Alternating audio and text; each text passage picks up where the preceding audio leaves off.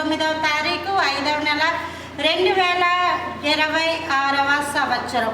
మన దేవుడిస్తున్న చక్కటి మాట జెఫన్యా గ్రంథము 3వ అధ్యాయము 2వ వచనం. అది దేవుని మాట ఆలకించదు, శిక్షకు లోపడదు, యెహోవా యందు విశ్వాసం ఉంచదు, దాని దేవుడి యొద్దకు రాదు. దాని మధ్య కానీ అధిపతులు గర్జన చేయు సింహములు అని అంట.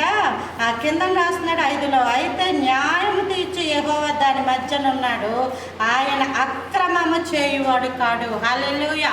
లోకంలో విశ్వాసం ఉంచరు, లోకంలో దేవునికి భయపడరు, లోకంలో క్రమము లేదు, లోకంలో అన్యాయమే ఉంది, లోకంలో తిరుగుబాటే ఉంది, లోకంలో అబద్ధమే ఉంది, లోకంలో అసత్య ప్రమాణమే ఉంది, లోకంలో ఒక వ్యక్తిని ఏ విధముగాను ఒప్పించలేమో, లోకంలో ఒక వ్యక్తిని ఏ విధముగాను సరి చేయలేమో, లోకంలో ఒక వ్యక్తిని ఏ విధముగాను వంకర మార్గంలోంచి తిన్నని మార్గంలోనికి తీసుకురాలేమో. అది మన వల్ల కాదు. కానీ మన దేవుడు అంటున్నాడు, అయితే న్యాయము తీర్చి యెహోవా దాని మధ్య ఉన్నాడు. నువ్వు నీ చేతుల్లోకి పరిస్థితిని అంతా తీసేసుకొని నేనేదో చేయగలను, నేను మార్చగలను, నేను చూడగలను అని నువ్వు అనుకున్నావు అనుకో, నీ ప్రయాస ఎందుకు ఫలించదు.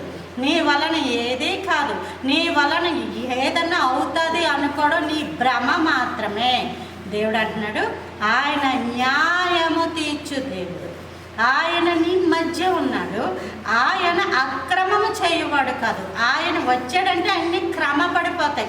సృష్టి సైతము క్రమంలో ఉంది, సూర్యోదయము సూర్యాస్తమయము క్రమంలో ఉన్నాయి, భూమి గ్రహాలు నక్షత్రాలు క్రమంలో ఉన్నాయి. వీటినే క్రమంలో పెట్టిన దేవుడు నీ జీవితాన్ని నీ బ్రతుకుని క్రమంలో పెడతాడు. అందుకే నీ చుట్టూ ఉన్న పరిస్థితులన్నీ కూడా ప్రభువుకి అప్పచెప్పు. దేవుడు వచ్చి నీ బ్రతుకును క్రమంలో పెట్టిన తర్వాత అన్ని క్రమంలో పడిపోతాయి. ఆయన అక్రమం చేయవాడు కాడు. మనిషి ముందు ఒకలా మాట్లాడి వెనకాల వేరేలాగా మాట్లాడే దేవుడు కాదు. ఆయన నమ్ము, నీ జీవితం ఆశీర్వాదకరంగా మారుతావు. Praise the Lord. హల్లెలూయా.